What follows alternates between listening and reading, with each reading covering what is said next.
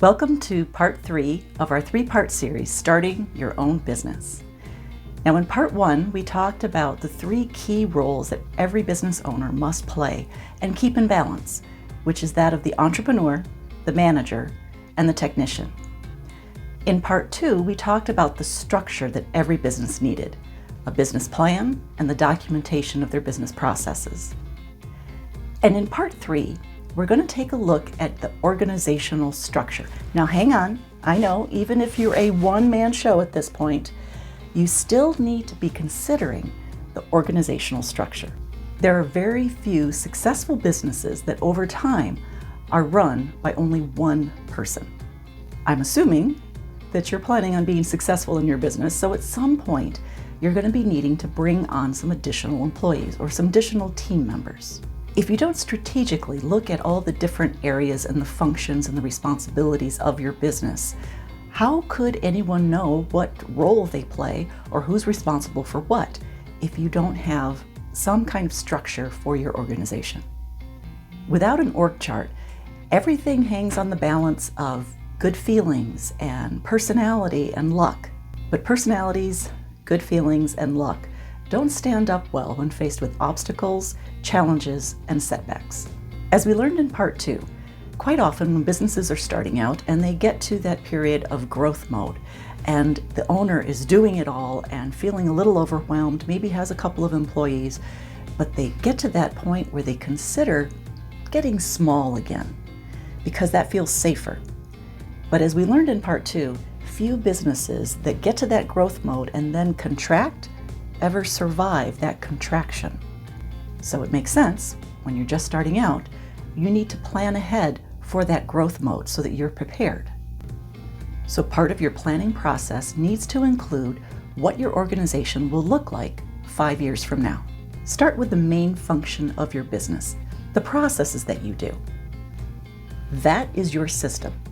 The system produces the results, and you and your people manage the system.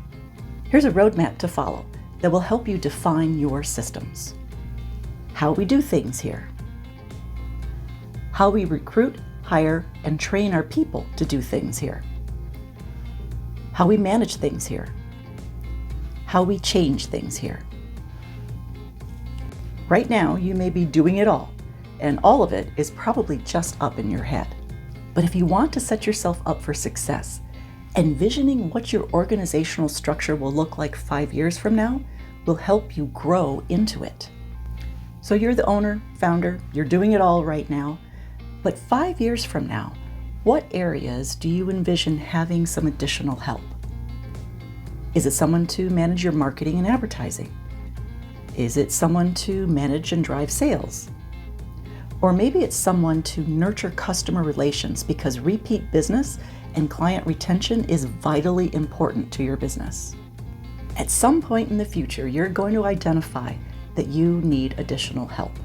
And if you're going to spend some of your precious dollars on adding new people to your team, you want to make sure that you are identifying what is the most important area that you need to add help in.